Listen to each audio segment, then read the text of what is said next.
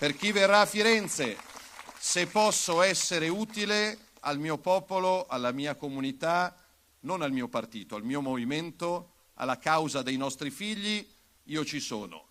Con una sola umile, sobria richiesta, con tutti gli avversari che abbiamo fuori da qua, dobbiamo essere compatti, granitici. Sia la ricandidatura a segretario del partito tra una settimana a Firenze, ma solo con la garanzia di azzerare attacchi, polemiche e fughe in avanti. Dal palco di Padova Matteo Salvini detta le sue condizioni e chiede ai militanti di ricompattare le file, così da spegnere quel dibattito interno che negli ultimi anni ha portato a prese di distanza e anche ad espulsioni. Scandisce le tappe al Congresso federale, seguiranno i ragionamenti sulle regionali. Siamo prontissimi alle elezioni regionali, siano in autunno, siano in primavera.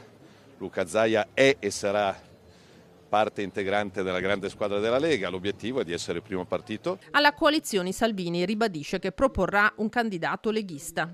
Aspettiamo la sentenza della consulta, perché se la consulta eliminasse il limite dei mandati, ovviamente il nome e il cognome noi ce l'abbiamo ed è Luca Zaia. Se così non fosse, porteremo alla coalizione questi decenni di buon governo e una proposta leghista per continuare questo bel lavoro di squadra. Se Zaia non dovesse essere, Salvini esalta il percorso e i meriti del segretario regionale Alberto Stefani. Quanto a Roberto Vannacci, getta acqua sul fuoco. Non c'è polemica, non esiste. Siamo una squadra che cresce, fortunatamente.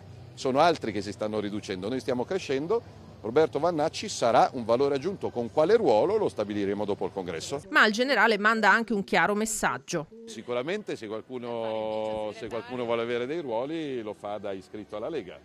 Però questo lo vedrete sabato e domenica a Firenze? No, oggi no. Parla di Lega, collante e pungolo del centrodestra. Salvini invita i giovani sul palco e ripete come un mantra che il partito deve allargarsi, deve includere.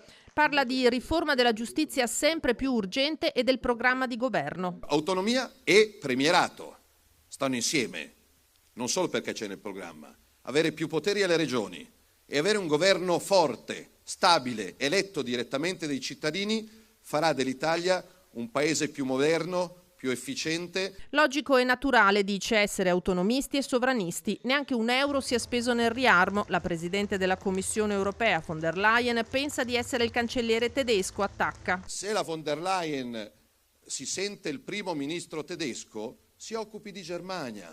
800 miliardi di euro di debito comune per comprare munizioni, armi, missili e carri armati? No, no e ancora no. Il piano von der Leyen è morto, è finito, è cancellato. Il nostro problema, l'emergenza, sono i carri armati sovietici a est? No, io penso che la nostra emergenza sia l'invasione islamica dai confini a sud. Sul tema dazi, il governo tratti direttamente con la Casa Bianca, conclude, senza la mediazione europea. Trump amico e alleato, col suo vice Vance invitato a Cortina per i Giochi 2026.